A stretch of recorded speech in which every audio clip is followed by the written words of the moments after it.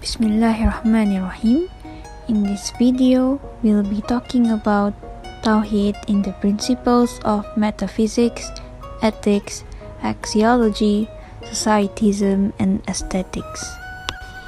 Tawhid stands as the cornerstone of Islamic civilization, embodying the fundamental belief in the oneness and unity of God in Islam. It encapsulates the core principle that there is only one God, emphasizing the indivisible and singular nature of the divine. Tawhid has profoundly shaped Islamic thought, culture, and societal norms, serving as the bedrock for a worldview that separates the sacred from the material world, fostering the development of science, philosophy, and a holistic understanding of the universe within the Islamic context. Tawhid and metaphysics embrace a worldview where everything in the universe, whether in nature, society, or the self, is seen as the manifestation of God's will and purpose. This entails acknowledging immutable laws in nature as God's commandments and observing the divine initiative in natural phenomena, human behavior, and societal structures. Tawhid eliminates the attribution of power to entities besides God in nature. This separation from primitive beliefs allows for the development of scientific inquiry, marking a departure from associating the sacred with nature and facilitating the growth of natural sciences and civilization.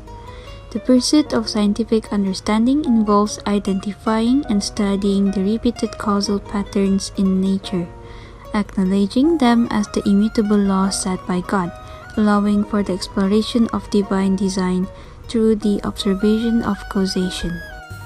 Secondly, Tawhid as the first principle of ethics, where it goes with the explanation as total surrender or submission to Allah subhanahu wa ta'ala's will in regards to worship and mu'amalah in order to establish a way of life that is in accordance with His will. Also, implying that the goal of humankind's entire life on earth is to obey Allah subhanahu wa ta'ala and carry out His instructions. Basically, Tawhid affirms that unique Allah created man in the best form to the end of worshipping Allah.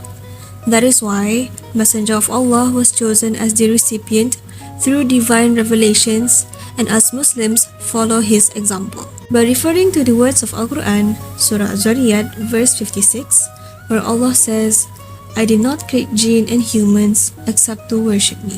The verse of La ilaha illa huwa goes with the meaning of none has the right to be worshipped but Allah subhanahu wa ta'ala. In regards to the existence of man, Tawhid also states that man's vicegerency for Allah on earth serves as this function. It is stated in Surah Al-An'am, "It is He who has appointed you vicegerent on the earth and exalted some of you in rank above others, so that He may test you by means of what He has given you." Because in the words of the Quran, Allah has given man His faith, a trust that neither heaven nor earth could bear, and from which they fled in fear. Men have their own desire unlike the angels. By taking on this load, man elevates himself above the other members of creation, even the angels, meaning man's acceptance on this burden puts him on a higher level than the rest of creation. Thirdly, Tawhid as the first principle of axiology. Tawhid affirms that God has created mankind that men may prove themselves morally worthy by their deeds. As the supreme and ultimate judge, He warned that all man's action will be reckoned. All creation is a theater in which man is to perform his ethical action and thereby implement the higher part of the divine will. It is evident in Surah Al-Qasas, verse 77, in which the translation goes by, "But seek through which Allah has given you the home of the hereafter, and yet do not forget your share of the world, and do good as Allah has done good to you, and desire not corruption in the land. Indeed, Allah does not love corrupters." Moreover, the guarantee of world affirmation, which secures us to produce a balanced, permanent, self-redressing civilization, is morality. Indeed, true civilization is nothing but world affirmation disciplined by a priori or supernatural morality whose inner content or values are not inimical to life and the world, to time and history, to reason. Such morality is furnished by Tawhid alone among the ideologies known to man. Fourthly, Tawhid as the first principle of societism. Tawhid means that the believers are indeed a single brotherhood whose members mutually love one another in God. The Ummah is an order of humans consisting of a tripartite consensus of mind, heart, and arm. It is a universal brotherhood which knows neither color nor ethnic identity. There is hence no Tawhid without the Ummah. The Ummah itself is a medium of knowledge, of ethics, of the Caliphate, or vicegerency. In short, Tawhid is Ummatism. It is evident in Surah Al-Anbiya verse 92, in which the translation goes by, "Indeed, this religion of yours is only one, and I am your Lord, so worship me alone." Lastly, Tawhid can be seen as the first principle of aesthetics. What does aesthetic means?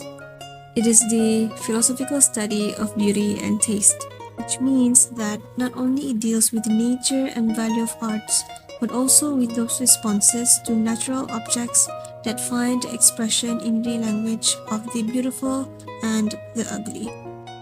So, how does it apply in terms of aesthetics?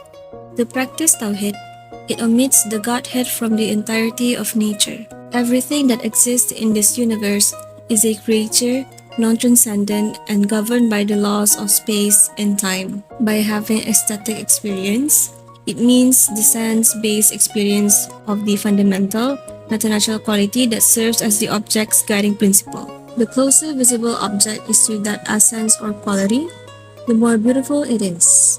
Also, Tawhid is not against artistic creativity. It is not opposed to the appreciation of beauty or to artistic uniqueness.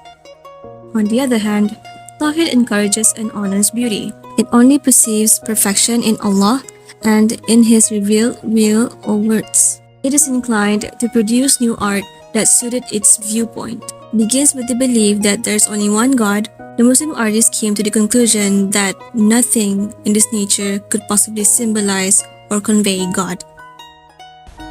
As a conclusion, the essence of Islamic civilization lies in Tawhid, emphasizing the oneness of God, which liberated the pursuit of knowledge, encouraged scientific inquiry, and fostered a worldview that separated the sacred from nature, facilitating the development of civilization guided by a divine understanding of unity and causation in the universe.